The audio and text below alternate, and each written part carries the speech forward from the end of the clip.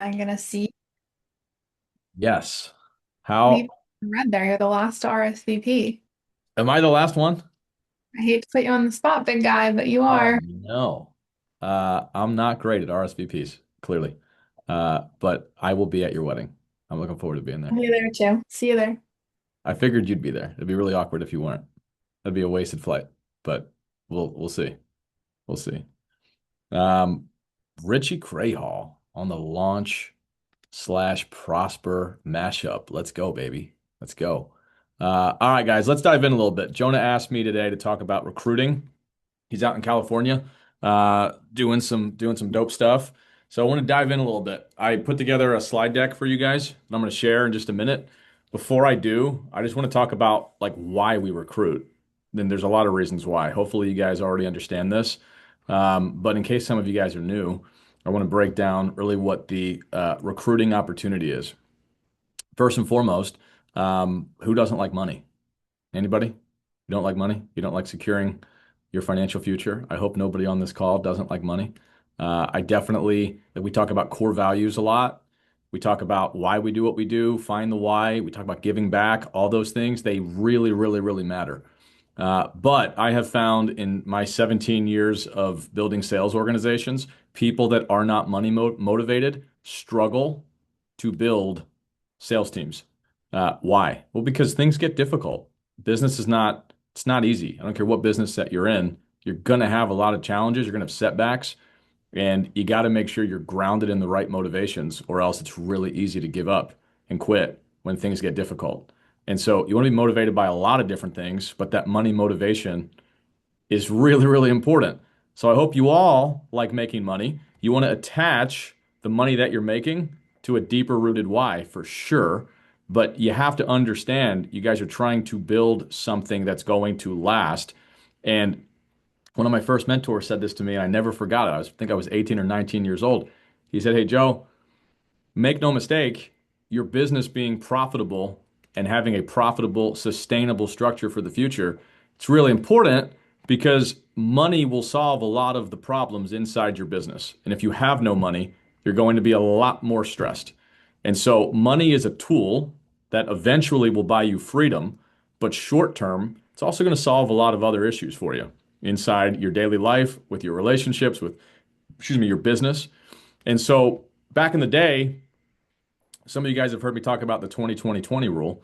We used to talk about it all the time. I want to kind of give that to you guys in case you don't understand what that is. In this business, about everybody comes in and you want to earn your stripes. You earn your stripes by selling life insurance premium or health insurance premium. Why is that so important? Well, it's impossible to teach somebody else to do something that you have not done at a high level. That's going to create lots of issues for you. You might get lucky and recruit some people that are really talented and really, really motivated and they're really driven and they're going to perform really, really well. But if you are not leading by example, mark my words, this will happen every single time. The person that you recruited that's in your agency and your downline, they will essentially outperform you at some point, and they're going to be questioning what is the value proposition here. And if you get to the place because you stayed stagnant, you weren't putting in the work, you weren't growing, you weren't leading by example. If you get to that place, it is a normal human emotion. They will start to look for mentorship in other areas, and it will cause fractures inside your business. And you're going to be like, hey, I expect loyalty from my downlines, and there is a part of that that's true. Hopefully, if you provided value along the way, there's some loyalty there. But it is incumbent that you continue to grow and develop so you can continually provide value and earn the override that you're making. Give me a thumbs up if that makes sense. Override is not a dirty word. Like I get a lot of conversations every week where people are like, "Hey, I don't want so and so making an override off of me."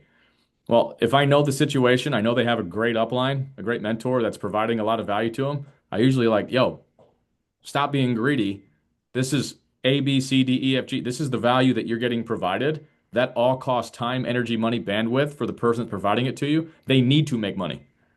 So we definitely don't want to be greedy. Override is not a dirty word. However, I've never been a fan of taking an override. I want to earn an override. So I want you guys to all understand that off the bat. Really, really important. If you're going to decide to build a team, you have to invest back into yourself, into your skill set, into your mindset, so you can continually provide value long term to people that you're leading. Somebody hit mute. One of you guys is unmuted, please. You guys with me on the same page so far? So the 20-20-20 rule, first things first, you need to produce enough premium so that you earn enough comp so that you have enough spread to make money off of the people that you're bringing into your business. Like that's really, really important. People talk about comp in every sales industry. Specifically, we're talking about insurance. Everybody wants more comp. Again, that's a normal thing. Everybody wants more comp. Well, don't just go ask for more comp, go earn it. Do what you need to do, work your tail off, and earn it. Personal story, I came into the business. It was late 2020. I ended up getting started full time February 21. I came in at an 85% comp. Some of y'all are like, that's more than me. I started at 70. Okay, great. Some of y'all started at 100 or higher. I had offers to go start 20, 30, 40 points higher than I did, like day one. But also, I had Gabe Erickson, who I had known for a decade, recruiting me, and he was at a comp that he really couldn't give me more than 85 and make any sense to him. So he's like, "Hey, I know you're going to get other offers, but I think we can work together and provide value to each other, and we'll make a lot more money together long term than if you went out and got a higher comp today." I said, "That makes complete sense. What do I have to do to earn more comp?" So I looked at the promotional guidelines. I understood what the KPIs needed to be for me to unlock higher comp, which was really important to me because I came in looking to build. And I understood comp doesn't mean anything if you're a builder. Write that down. Comp means nothing if you're a builder. The only thing that matters if you're a builder is what? Somebody tell me. You all know the answer. It's not volume, it's spread. It's spread. Write that down. If you're a builder, your income is determined by the spread between your comp and the person underneath of you, the agents underneath of you.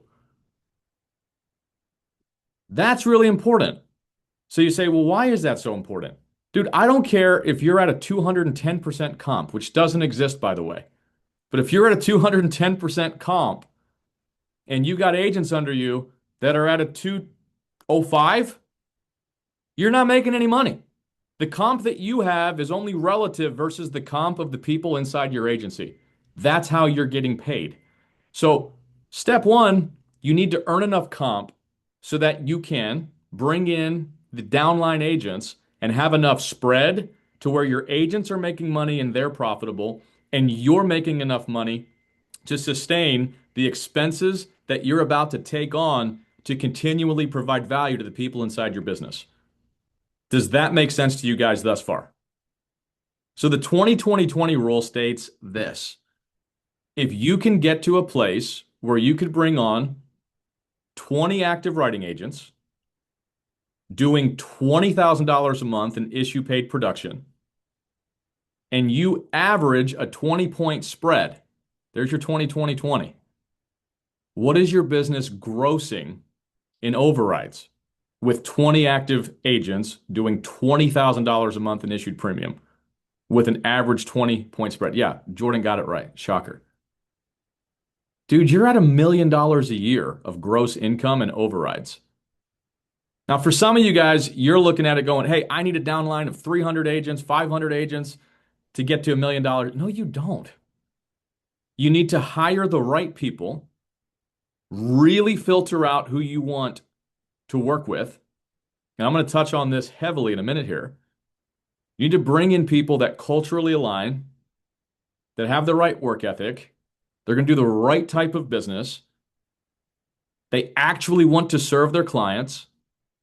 And I'm just going to throw out like my rule of thumb.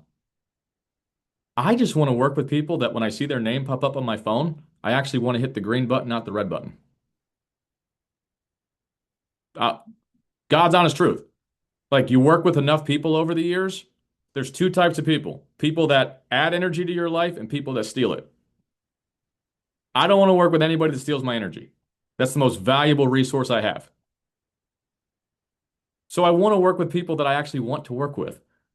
So like I'll cut people all the time that make me money, but like destroy my peace. I would tell you that's a really good rule of thumb to live by. So you start looking for the right people. You go, all right, Joe, 20 agents that are actively writing. How many people do I have to recruit in order to get 20 agents that fit the right profile that are going to be able to actively produce $20,000 a month? Well, it depends. Are you looking at cold market hires or warm market hires? Warm market hires, like 60, 70% more likely to last. And by the way, they're in your network, so you already have some kind of a relationship with them. So you already know whether you want to hit the green button or the red button on your phone when they call. So warm market is always going to be primo, people inside your network. I see too many people make the mistake.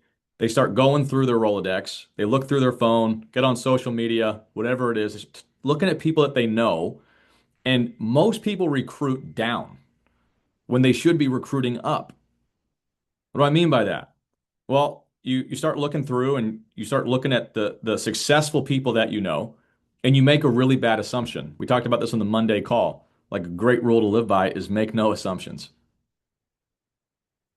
I've made the mistake in the past of assuming things that were not true, and it changes the trajectory of a relationship or fill in the blank. The people that are most successful are the people that you want to recruit, without a doubt. A, they probably have a really good drive.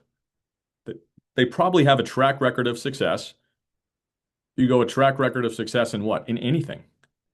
If somebody has shown through history that they find something to do, they put in the work, they have the discipline, the grind to accomplish a task and to grow and get better at that thing, dude, I don't care how much money they're making. They might be making 60 grand a year, might be making 600 grand a year or $6 million a year. Like the last five recruits that I've landed are all making multi-million dollars a year. Some of y'all would see those people and be scared to talk to them because you're like, hey, they're more successful than me. I don't think I can bring them into this business. Don't think that way. The most successful people are the ones that you want to bring into the business because they're winners. Like they have the right DNA, and you probably just don't understand how to position the value proposition of what it is that we do in a way that makes sense to them. So, like, let's get into those meetings together. I'll happily help you understand how to position this the right way for the right entrepreneur. Once they understand remote, they understand the lead situation, they understand the override situation. It doesn't take long for the right entrepreneur to go, man, this is a great business that I can make short-term cash flow and build recurring revenue through overrides that's going to be worth something in enterprise value later.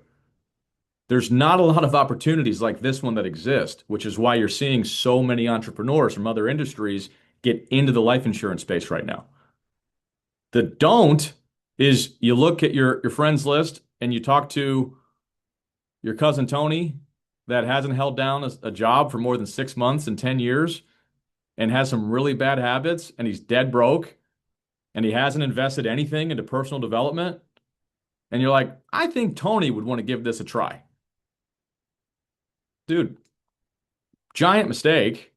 I'm not saying not to give people a shot that need a shot, of course, but your life is going to be a lot harder trying to completely get someone to do a 180 if they have all the wrong habits.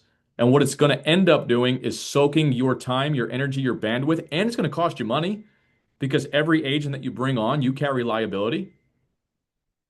Say, what's the liability that you carry? Let me break it down to you the way I think about it, which is actually, it's factually accurate. I'll pick on Christy. What's up, Christy? I met you at Summit. Good to see you. Christy, every single time we bring on a downline agent, when we get them contracted, you and all of your uplines are co-signing on every single advance commission that they get paid by every carrier. An advanced commission is a loan from a life insurance carrier. They're paying up front, and the only way the carrier gets paid back is if the client makes and meets all their premium deadlines for the first 12 months. Some of you guys might not understand how this works, but I'm giving it to you. So understand, everybody, when you bring on a downline, you are co-signing on all of those loans. And so you are depending on the individual that you are contracting and appointing with the carrier to sell enough good business and keep their clients on the book at a high enough percentage that they're not going to default on all the loans that you co-signed on. Give me a thumbs up if that makes sense to you. That is the business that we're in, guys. So you want to be picky with who you bring on. Very, very, very important. If you're in cold market instead of warm market recruiting, warm market is I meant to ask this question from stage at Summit. I've done it before. Hey, raise your hand if you found this opportunity from someone that you personally knew that was already in the insurance space. Let's do it on this call. Who heard about us from someone that you personally knew? Yeah, it's like always 85, 90% of the room. Well, that's not an accident. Warm market recruiting is where it's at. But some of the cold market stuff works incredibly well too. But with cold market recruiting, you have to be even more picky. So if you don't know what cold market means, this is someone that you don't have a personal relationship with, that you met on a job board or a job fair through a DM or whatever the case might be. You want to be even more pickier. And what I see a lot of people do in their recruiting, that they sugarcoat everything. They want to talk about all of the good parts of the business, and they don't, like, they're not brutally honest about the negative. You need to be brutally honest about the negative. Like the example I just gave you about like co-signing on everybody's advance commissions. Dude, I say that on every recruiting call. I'm like, yo, Marissa, just so you know, I am going to be co-signing on all of your advance commissions. I don't take that lightly. I don't want you to take that lightly. If you do not do good quality business, you will not last long here. If you try to roll me debt, I will come after you. We don't want those conversations to ever take place. So let's make sure we get you trained the right way. I need you to be all in on this because I'm all in on this. And I'm just going to reciprocate whatever energy you put into this thing. So if you're all in and you're working your tail off, I promise you, Marissa, I'm going to work my tail off for you and make sure this is the life-changing opportunity that you want it to be. If you're not showing up to trainings, you're not buying leads, you're not dialing the phone, you're not reinvesting into your personal development, I'll ask you to leave before you decide to quit because it's way too much liability for me. And it's going to end up costing me money, not making me money. And I'm not in business to lose money. Does that make sense, Marissa? Yes, sir. Are you guys, be honest, are you having these type of conversations as you're recruiting? Anybody? Some of you are. Good. You need to be. You absolutely need to be.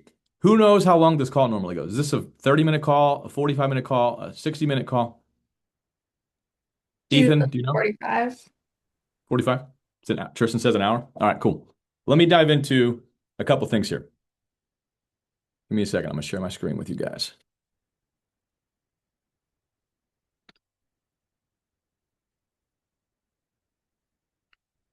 Can you guys see my screen?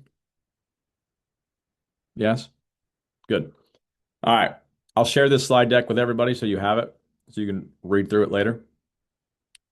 Stakes are high. Why recruiting is your most important business decision? Well, you got to recruit the right people. Hopefully, you understand the financial gain and why you should recruit. And I'll just add in one other thought. I don't think that everybody should recruit. In most insurance organizations, like they are pressuring you to recruit nonstop. We try not to do that here.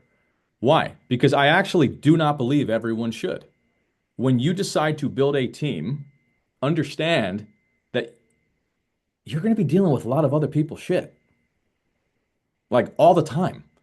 You become like their mentor, you become their psychologist, you become you become a lot of things to the people that you're leading.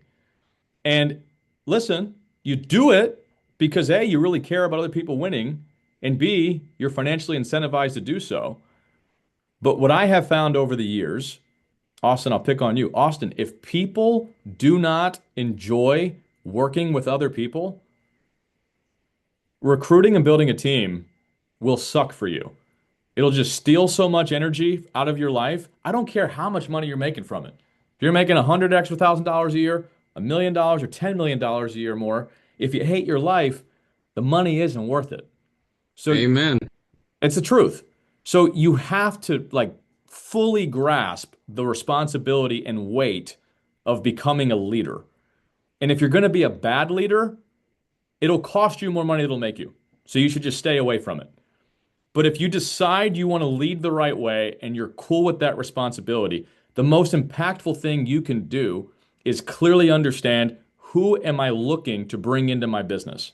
What is the profile? And you want to get super, super picky. Super picky. I spent my first 6 to 9 months coming into the insurance industry not really knowing who I was looking for. So I took kind of like a shotgun approach. Dude, I didn't care. Male, female, young, old, experienced, non experienced. I'm just like, hey, let me compile enough data so that I can look and see there has to be a pattern with who actually comes in and makes it. So I'm going to go through some of this. Understand the cost of turnover, the true cost of turnover. Bringing like shotgun approach, I understood this from day one. I knew my first year I was not going to make money because I was essentially paying for an education. I was paying to try and figure out what was going to work and what wasn't. And we did all that so that hopefully you guys wouldn't have to do all that. So don't continually make the same mistakes that others have made when you have all the information at your fingertips. That's just going to cost you time, energy, money, and it doesn't need to. So the cost of turnover is significant. Replacing an agent will always cost you way more than the compensation and override that you made from the bad agent in the first place. 100% of the time it will. So do not hire out of desperation. Do not hire out of ego. What do I mean by that? Well, you start looking at the leaderboards and you're like, well, such and such agency, they contracted 12 people last week. This agency contracted 27 people last week. And now all of a sudden, like you're trying to compete with numbers that don't actually make you money. That makes zero sense. You're not in a race with anybody except for yourself and your potential. That's it. So get the other stuff out of your head. Some of us are super competitive. I'm very, very, very competitive. I like to win, but I want to win intelligently. And I want to win in a way that helps a lot of other people win with as little collateral damage as possible. So understand that. I always say quantity leads to quality. But for some of you guys, like you got, if you just get the quantity part right, it's a horrible business to be in. You got to get the quality part right. So what does that look like? Well, high turnover damages client trust and brand reputation in your market. Consistency is key to long-term policyholder retention. What does all of that mean? Dude, understand the cost of retention, not just for your clients and the chargeback and debt roll that will come with hiring the wrong people. Look at the culture drain. Who's ever been a part of a group at some point in your life where it just feels like, all right, I see 5 people in the door today and 5 of them are gone next week? What does that do to your morale? What does that do to your psyche? Imagine leading a team where you're just kind of throwing a bunch of junk up against the wall and seeing what sticks, and you're not thinking about what that's doing to the other leaders and the other agents inside your group. I would much rather see you grow sustainably with quality, one, two high quality agents a week, and you're spending more of your time helping those agents win than you are getting another 25 in the pipeline. Give me a thumbs up if that makes sense to you. Now, some of you hear that and you're like, all right, so I just got to recruit one or two people a week. No, it doesn't work that way. Why? Well, because there's a certain amount of people that you're going to bring in. They're just never going to get through pre-licensing. There's a certain amount of people that you're going to bring in. They're just never going to get to their first sale because they're not that serious. Once the heat gets turned on and they got to spend money on leads, they're just not going to do it. And there's another group of people that they are going to get through pre-licensing. They're going to get contracted. They're going to buy leads. And then they're going to get yelled at on the first day 3 or 4 times. And emotionally, they're just not prepared for that rejection. So they're going to fall out of the whole entire pipeline. So you're always going to have to recruit probably like 400% more people that are going to stick inside your business. Understand that. Attrition is real, and the best of the best can't solve attrition. I don't care what industry it is, I don't care who the leader is. I can tell you, I think I'm a decent leader. I know if I recruit 1,000 people, I'm looking to hopefully have 400 of them last past 9 months. I see about a 60% attrition rate, which is really good in this industry. If you didn't know, the industry average, it's like a 93% attrition rate. So we got to beat that number, and we do. I think we covered this. The estimated cost to replace a failed agent relative to their first year compensation is 1.5 to 2x. What does that actually mean for you? It means that every failed agent that you bring in cost you 2 times more than what you made on the agent. Think about that in terms of real dollars and cents in your bank account, and that probably shifts your perspective a little bit. Things that I'm looking for some kind of financial acumen. Why? Well, dude, if I bring people into the business and they don't understand how to manage their finances, they're going to end up spending their way out of the business. They don't have necessarily a money making problem, they have a spending problem. That's just as bad, it's just as fatal. So you get an agent that comes in, starts to see fast success, issue 5 grand, 10 grand, 15 grand, 30 grand a month. Well, if they're spending more than they're making, guess what's going to happen? They're going to stop spending money on leads. As soon as that happens, new issue paid business will slow down. And even the best of the best are going to see a 25 to 35% chargeback rate in their first 90 days. So if they're not outpacing their chargeback rate with new business, they go financially upside down. And guess what happens to you? You're getting hit with the debt. You go, all right, I can handle that. Well, you can handle it with one agent or two agents or five agents. Imagine if you're mass recruiting and you're not keeping up with the attrition, and now all of a sudden you got a real debt problem. I look for people that have a network for sure. Why? Because warm market recruiting is so important. It's so vital. I want to work with people that have some kind of a network. That's not a deal breaker for me, but if I had to put together the perfect candidate, they certainly have some kind of a network. Now, some of y'all, you talk to people and you go, hey, what is your network? And they go, I don't have a network. Well, number one, that's not true. Everybody has a network. You have to get better at asking intelligent questions and positioning this conversation in a way that you get them willing to kind of unleash their network to you and for you. One of the best ways to recruit is recruiting through your downline's network. Not for you, for them. So if I bring in Tim, what's up, Tim? Pemberton, good to see you. If I bring in Tim, within the first couple of weeks, I'm going, hey, Tim, who do you know that you think would absolutely crush it here? So go, oh, I don't know. Let me think about it. I go, yeah, Tim, how about this? Why don't you put together a list? And I want to help you. I want to do the first 5 or 10 recruiting calls with you. That way I can teach you how to properly recruit. And by the way, anybody that we recruit together, they're going on your team, in your downline, not mine. I want to help you get a running start in building your agency. That way we get some passive income flowing in. That's kind of passive. It'll be active. You're going to work with these agents and help them win. But Tim, I'm not taking any of these agents direct to me. I'm going to put them on your team.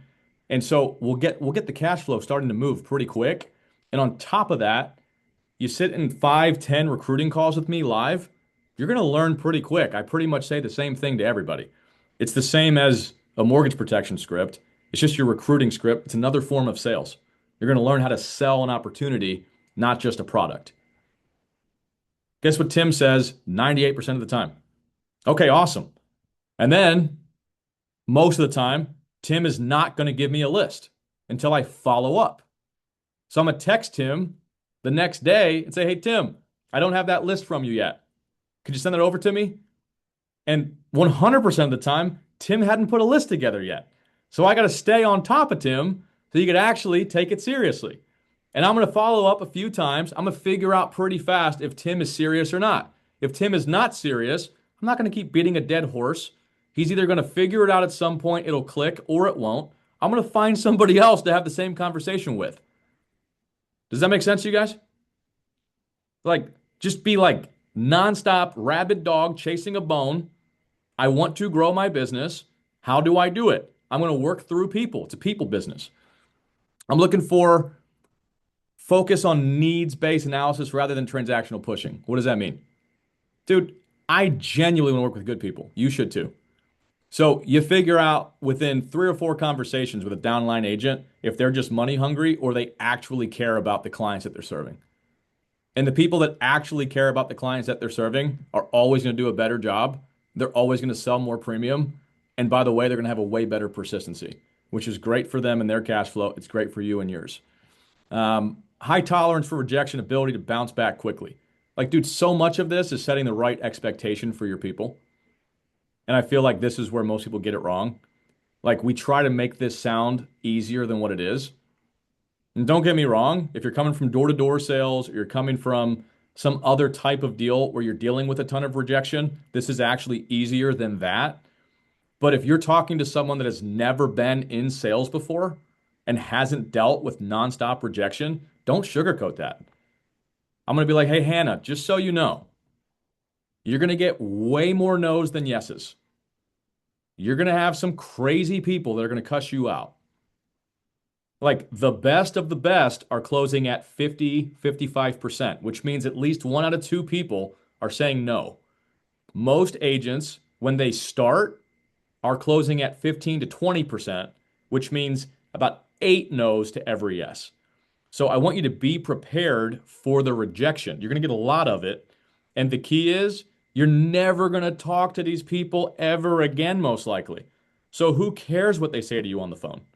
Like your ability to make money in this industry will directly correlate to how quick you get a no and then pick up the phone and dial again. So, like my advice, Hannah, every time you get a no, smile.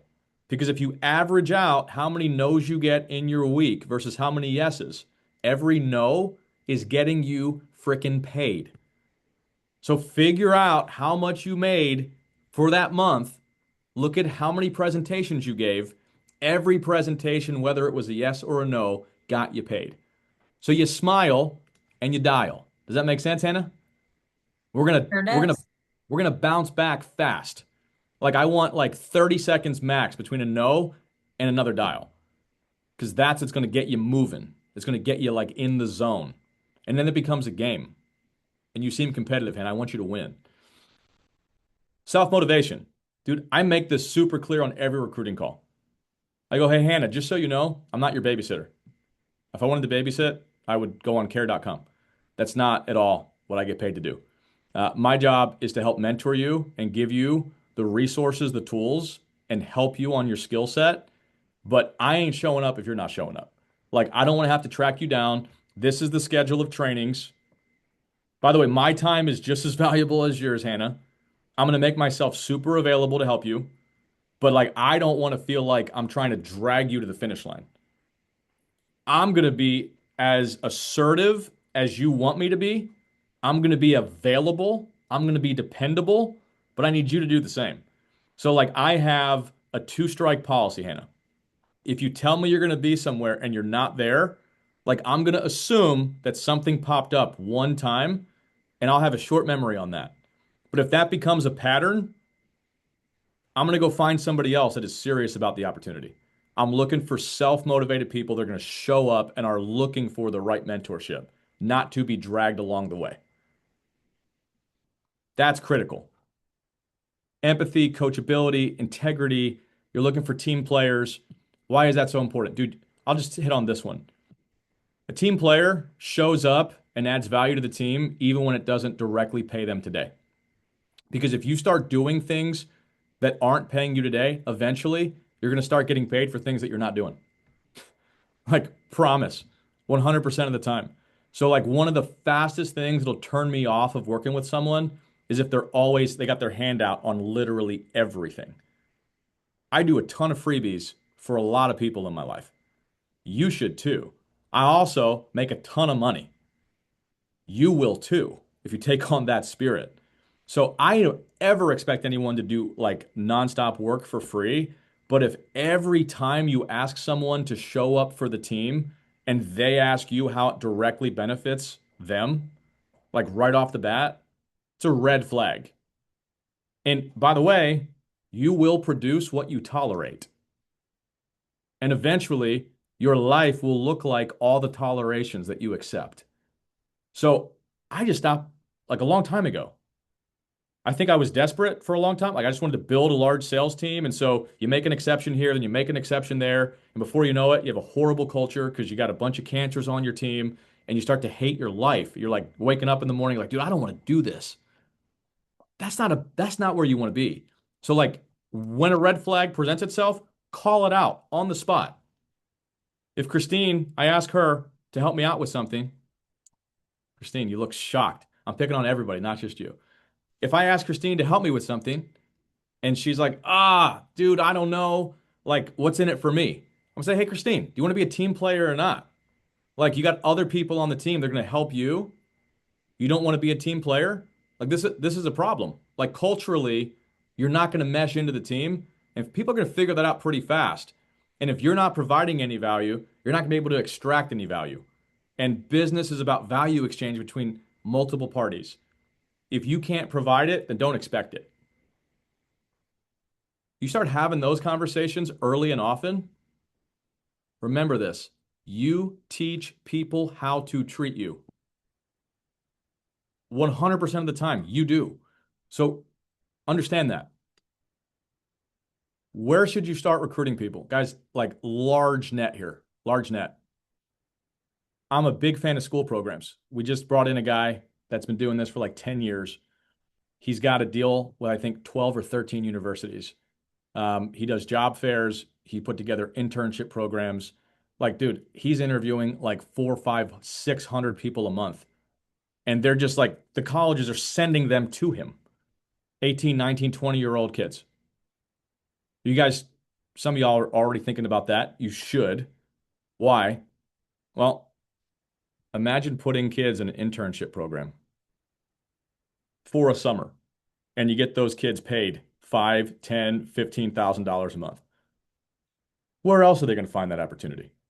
They're not. The answer is they're not. And so eventually, one of two things are going to happen. Either A, they come back to you every summer, or B, which is much more likely, a lot of people are dropping out of college to come pursue this full time, which I'm all about. Why? Because I have a college degree that I don't use. And if I knew I could do this when I was 18, I wouldn't have finished my college degree. And I think most people think the same way.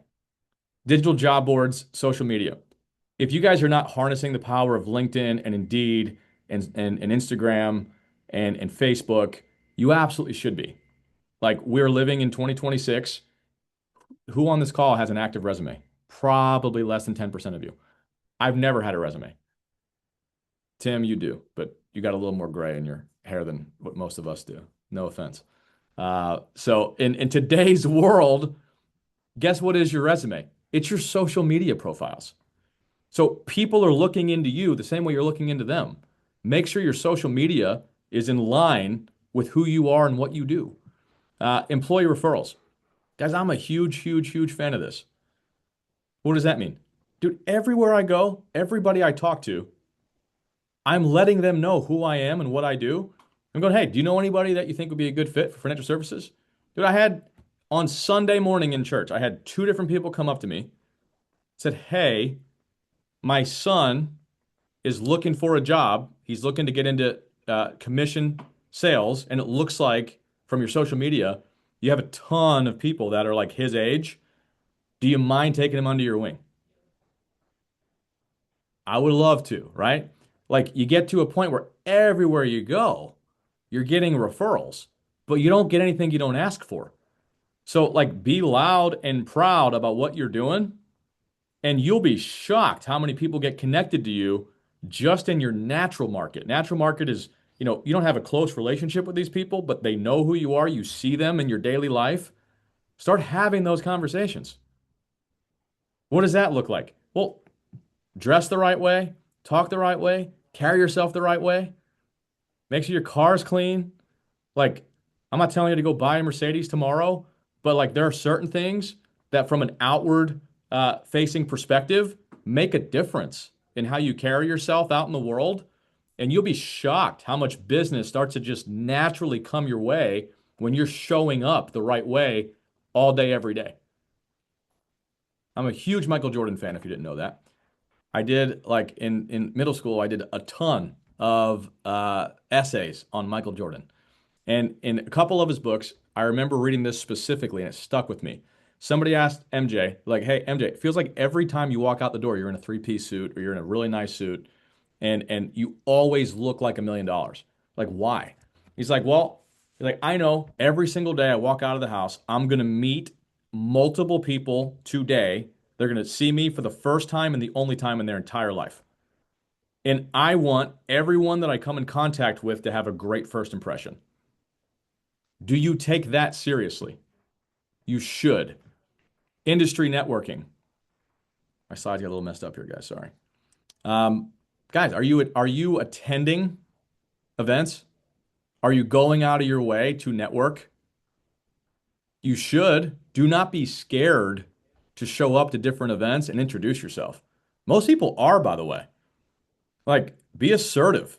Walk into a room, take control of the room, not in like, a rude way, but like walk in with a smile, carry some confidence with you, walk up to people, introduce yourself. You know how uncommon that is, especially post COVID? Like people are antisocial, not because they want to be, because they're scared not to be. So when you walk into a room, introduce yourself the right way, people are automatically going to ask you what you do. And if they don't, here's a little like Jedi mind trick. I walk up to everybody and I'm like, hey, Marissa, what's going on? I'm Joe. Nice to meet you. We're gonna have a little small talk. Say, Marissa, what do you do for a living?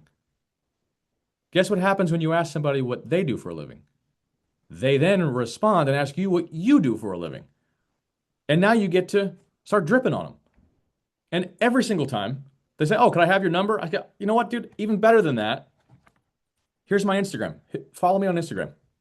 Why? Well, if they get my phone number, there's like a 95% chance they're never going to text me. If I get their phone number, I got to follow up with them. But if they follow me on Insta, guess what they're going to see? Non-stop information about my business. And eventually, they're going to DM me. How do I know? Because I get like 25, 30 of these a week. Just because I'm like assertive and having these conversations every day in my daily life. You got to think about that.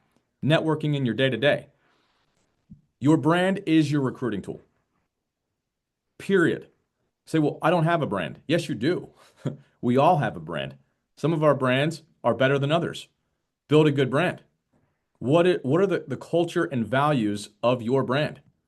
You should be talking about that on social media, in your daily life, all the time. What sort of things do you want in your life and in your business?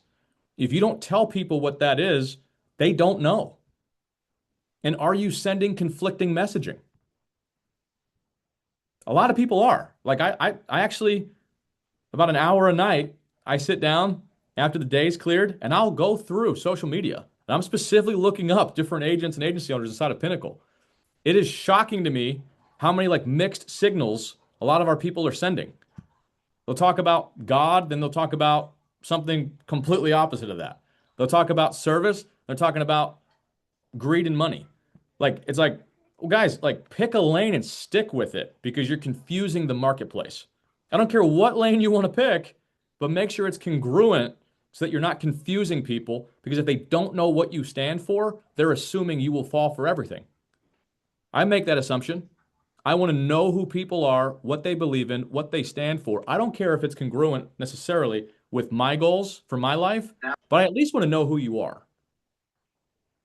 Make sure the marketplace knows who you are and what you're after.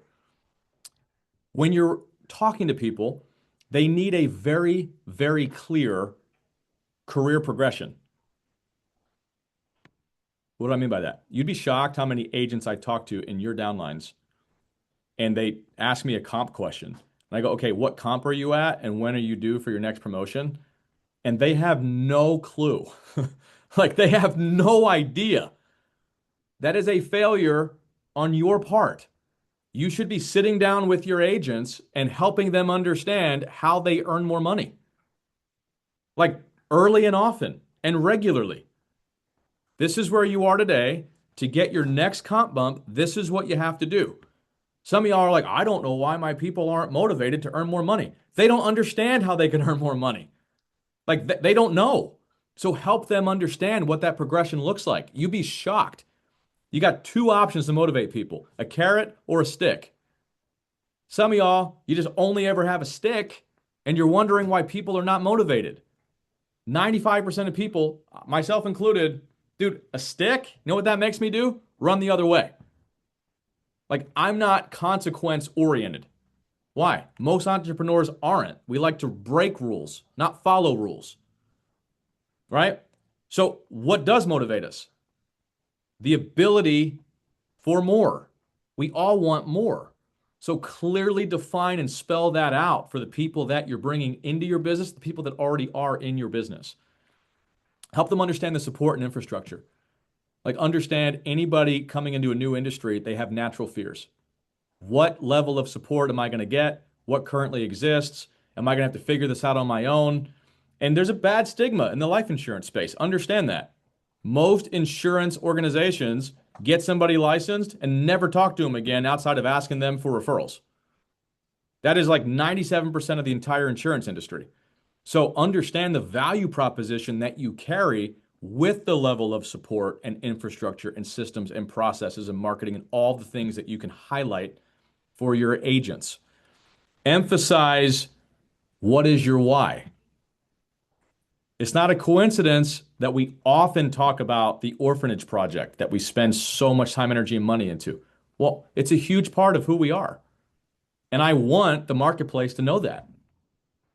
In most of my recruiting calls, I'm bringing up impact others. You would be surprised how much that means to the people that you're trying to get into your business. They want to know what you care about and what drives your why past the money. So it doesn't have to be impact others, guys. Yours might be saving dogs that are on the street. Yours might be fill in the blank. Whatever it is, be vocal about it and let the people that you're recruiting know exactly what it is. The candidate's journey. Make sure they understand what their journey is going to look like and why they will not be hitting their head on the glass ceiling. Every employee has faced that. They feel like they come into a job, they max their potential, and now they're waiting for someone to decide they're worth more money. For people that are looking to get into a commission only situation, one of the greatest motivators in that is that we get to write our own paycheck and we get to promote ourselves. You need to leverage that and help people understand how they can best do that. We're like out of time. I got, I think, 8 more slides. Um, but I will get all of this to you guys. You guys, we got what, 7 minutes. Who has some questions? Is this helping you guys at all? Is it making any sense to you?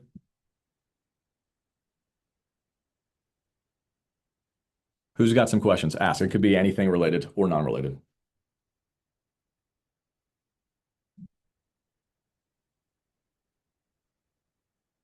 Joe, Anybody? can I unmute? It's Of easier than course. typing. Okay. Yeah, yeah, please. So I share this opportunity with as many people as I can, especially like people that come to my neighborhood to sell roofs, solar. Those are my favorites because they're out walking around in South Carolina sun. Not necessarily them, but a lot of people, as soon as they hear that it's a 1099, I lose a lot of interest. Is that something that's commonly that you run into when you recruit? Um, is this, I can't see who, is that Sheila? I It's think I hear your Sheila. voice. What's Sheila, up, Sheila? how are Um, you? good. I actually have your voice down. That's pretty dope, Sheila. That means we've had enough conversations. I love Um, that. Sheila, I'm gonna give you like a really blunt answer, so don't take it personally. No, don't be honest. You're talking to the wrong people. Like, Okay. that's the God's honest truth. Anybody that is the right type of person, I'm not telling you like if they give you an objection, oh, it's the wrong person. But if you explain what the full opportunity is and their hang up is that it's commission only, Hmm. then they're just not built for this. Not Okay. today. The timing isn't right. So, get them to follow you on Instagram, make sure you're posting really good content, and eventually it can make sense for them. But you're probably just not talking to enough people because if you're talking to the right people, they're not scared by 1099 commission only sales. Okay. Typically, high performers, like, dude, you couldn't, I'm certifiably unemployable. There's Hmm. no one on the planet that could pay me enough in a W-2 job to ever hire me. And I felt that way for the last 15 years, long before Hmm. I was making any kind of real money. But I understood I never wanted my income to be hourly. Like I wanted my income to be performance based. And so you're looking for people that understand that. I want to get paid directly proportionate to the work that I'm doing and the value I'm providing. So those are Makes the sense. people you're looking for. All right, cool. Thank you. Yes, good question. Who else? I got a question, Joe. What's up? Yeah, yeah, good to see you, brother. What's up, champ? So today I had a call that I think would be a strong recruit. He's someone who's been in the solar industry for 5 years, and today he has his last installation and he's going out. But he wants to get into my previous industry, which is the coaching consulting industry. And so he wasn't even looking for this opportunity, but when I understood his business model a little bit more, I was leveraging my past experience in the coaching space, and I said, hey, by the way, there's going to be a lot of people who are going to be coming to you who can't afford a $5,000 or $10,000 upfront fee for your new sales leadership training. Have you considered leveraging a model like this to bring in all the people who want to work with you, but no longer in the solar space, just because he wants a more leverage model that's not door to door?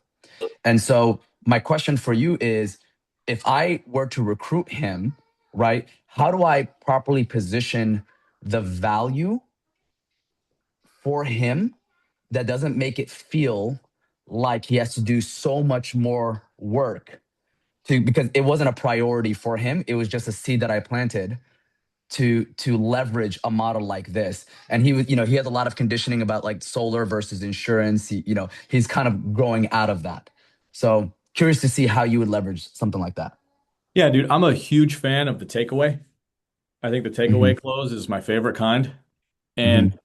you got to have you have to understand the leverage points. So if I'm talking to a guy like that, I'm gonna go, hey, I just want to make sure you actually understand what the insurance opportunity is in the independent broker side, because there's so much information out there on the life insurance space, and there's so many different models that exist. I often realize people I'm talking to are thinking about like a captive model. They're Yeah. thinking about a completely different opportunity than what this one is. And so Yep. I'll explain kind of the differences there. For Hmm. time's sake, I won't do that for everybody right now, but I'll Hmm. explain the differences. And I'll say, so ultimately, let's say I was talking to you. Ultimately, Yaya, I look at this and we can cut it up a few different ways. First things first, I think we all can agree solar is not it right now. Yeah. And comparatively, solar hasn't been it compared to the independent life insurance space for a long time. When you Hmm. consider it's not seasonal, there's no red tape on financing, there's no red tape on permitting. You don't have to worry about an EPC not getting the job done or releasing your funds. There's a lot of reasons why remote insurance sales is infinitely more scalable than solar. But Yeah. if we're going to compare and contrast this to the high ticket remote sales opportunity, I would Hmm. tell you to think about a few different things. Number one, we're working with a lot of carriers that are multi-billion dollar companies, and the offer never changes. What I know about the Hmm. remote ticket space, It's Yaya, always is changing. that the offer is always changing, which Right. automatically puts a bottleneck on your scale Hmm. because you get an agent force or a rep force used to an offer. They start making money, you're making good overrides, and then offer changes, and you're going to deal with a lot of attrition just because the offer Yeah. changed. Right. That's a problem. That creates instability in your business model, and instability in your business model creates instability in your cash flow. It's good. So I'm sick and tired of dealing with instability. I was in solar for a long time, and I was always waiting for a new rule or a new law or a finance company to go bankrupt. And every time that happened, it cost me millions of dollars. Got it. So I'm assuming you don't want to do that anymore. Hmm. So yeah, there's a couple different things we could do. Number one, I think you'd be crazy with your talent level and understanding how simple it is to scale this business and the cash flow that comes with scaling this business, not to go all in, not just for the cash flow, but for the enterprise value and the exit opportunity. Yeah. Like that doesn't exist in remote ticket sales because you don't Yeah. own anything. You're getting paid a commission for doing your job, but you don't own a thing. Right. So Right. if that's a big deal to you, brother, that's a massive difference in the two opportunities, A or B. But let's just Hmm. say you wanted to go the other direction. Hmm. This is the takeaway part, yeah. Yeah. If you want to go the other direction, brother, with your network and your personality, you're going to come across a lot of people that aren't going to be a good fit for you. How about we just set up a referral model? Because, brother, I'm all in on this. I came from the Right. remote ticket, so like I came from that. I ain't going back because now I know what Right. this is. If you want to go that direction, send me people and I'll Hmm. give you a really fat referral bonus on anybody that you send me that actually makes it over here. That way you're Got it. making money either way. Got it. Why do I say that, Yaya? I want to get my foot in the door and I want to own real estate in their mind, Hmm. one way or another.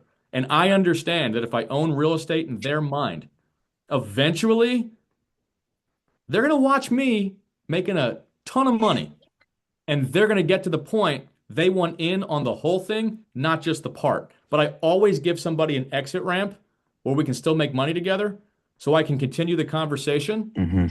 because owning that real estate in their mind is the end goal of every recruiting call. That's good. I love it. Does Thank that make you. sense? Thank you, Joe. Makes perfect sense. I love you, brother. All right, y'all. Have an amazing day. Talk to y'all soon. Bye.